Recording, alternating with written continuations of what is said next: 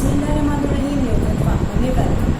Friend, आज मैं आपसे जो न्यूज़ शेयर कर रही हूँ, डेफिनेटली वो सुन के आपको कुछ लगेगा सरप्राइज सा। अच्छा, न्यूज़ है आपकी फेवरेट सेलिब्रिटी और होस्ट निदा यासिर के बारे में। निदा यासिर वापस आ चुकी हैं हद से, और हद से वापस आके उन्होंने एक मॉर्निंग शो भी होस्ट किया है। अब हुआ क्या, इस पूरे मॉर्निंग शो में जो खास जो नोट की गई हैं बातें, जो पिन पॉइंट्स हैं, वो दो पिन पॉइंट्स हैं।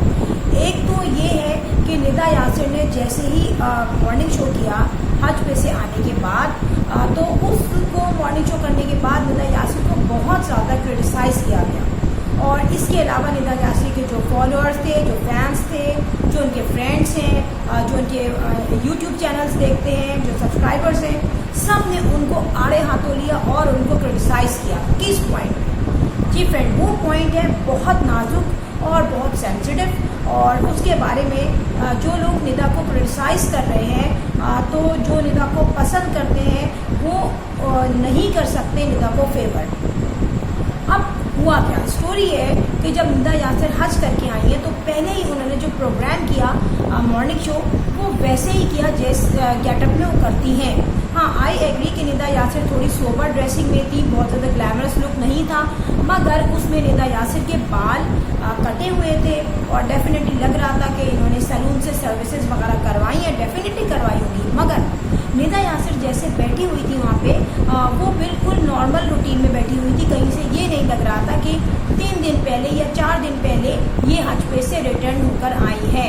अच्छा, वहाँ पर निदा ने बिल्कुल नॉर्मल दुपट्टा वेयर किया हुआ था, और वो बता रही थी सारी अपनी हज की बातें, कि उसने हज में जो जो किया, जो जो चीज़ें नोट की, और जो जो इंसिडेंट्स हुए, जो लोग उन्हें मिले, जो फैंस उनको मिले, उनका बताया। फिर ये भी बताया कि वहाँ पे कैसा मौसम था, क्या क्या प्रॉब्लम्स हुई, क्या क्या चीज़ें बिल्कुल नई उन्होंने देखी।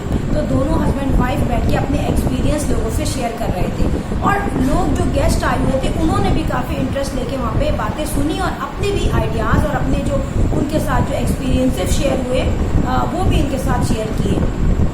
तो अब मैं बताऊँ, यहाँ पर जैसे ही प्रोग्राम होता है वाइंड अप, तो फ़ौरन से यहाँ पर लोगों के पास बहुत सारे लोग कमेंट्स करते हैं, इंस्टा पे देख लें, दूसरे सोशल पेजेस पे देख लें जो कि निदा के हैं।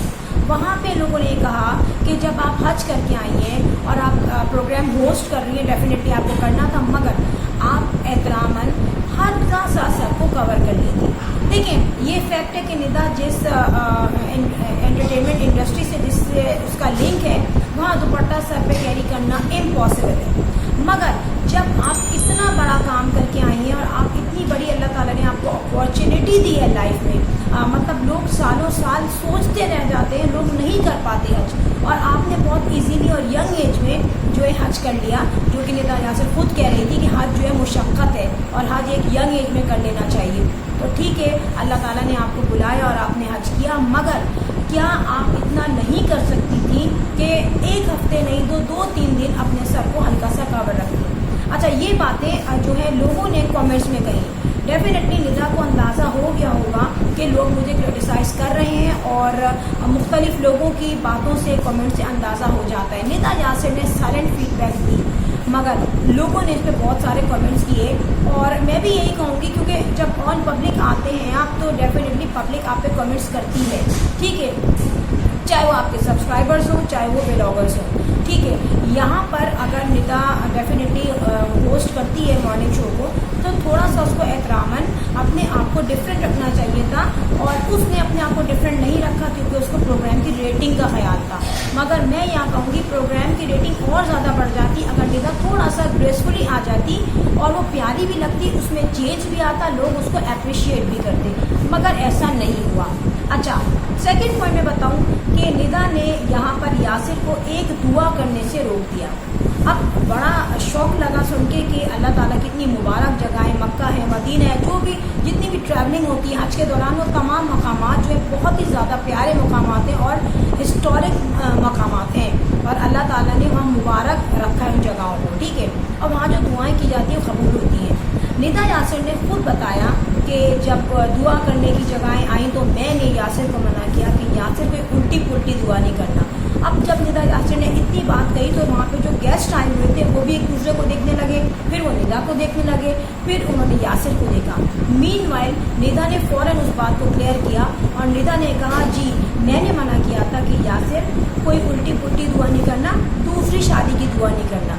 अच्छा, जब यासिर ये बात सुनने लगा तो यासिर चुप हो गया, मगर थोड़ी देर बाद जो है एक गेस्ट ने कहा कि मे बी पॉसिबल इन्होंने दुआ की हो तो वो आपको बताएंगे तो नहीं। तो यहाँ पे यासिर नवाब ने कहा कि हाँ मैंने उल्टी पुल्टी तो खैर छोड़ो, नाजायज़ दुआ नहीं की थी, जायज़ दुआ की थी। डेफिनेटली वहाँ जाके अल्लाह ताला से सब बेहतरी और जायज़ दुआ मांगते हैं।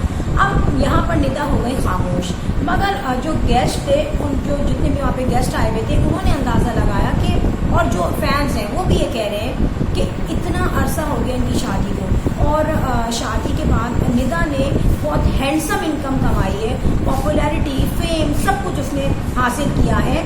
मगर ऐसा क्या हुआ है कि निदा जो है वो यासिर के दिल में अपनी जगह क्यों नहीं बना पाई। आपको पता है यासिर जो है कोई बहुत ज़्यादा पॉपुलर नहीं है ठीक है, मगर उसका जो बेसिक स्टेटस मिला है वो निदा की वजह से मिला है।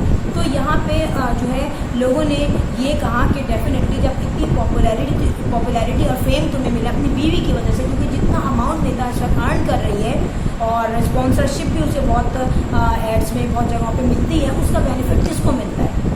निदा को, उसके हस्बैंड को, उसके बच्चों को, और इनडायरेक्टली यासिर की फैमिली को भी। ये इस बात से तो कोई मुकर ही नहीं सकता कि हस्बैंड वाइफ को अगर फ़ायदा मिलता है तो फैमिलीज़ को भी फ़ायदा पहुँचता है, चाहे वो इनडायरेक्टली हो।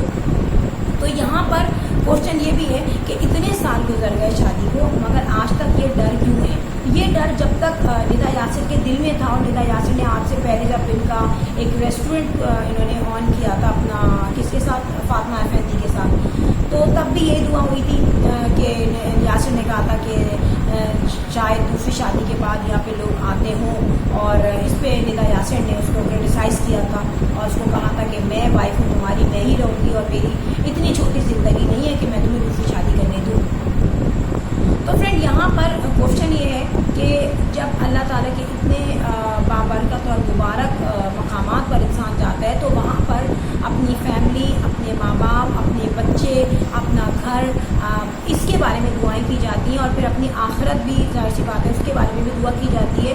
और वहाँ पे आई थिंक ये दूसरी शादी, तीसरी शादी कोई ऐसी चीज़ तो नहीं है कि वहाँ जाके दुआ की जाए।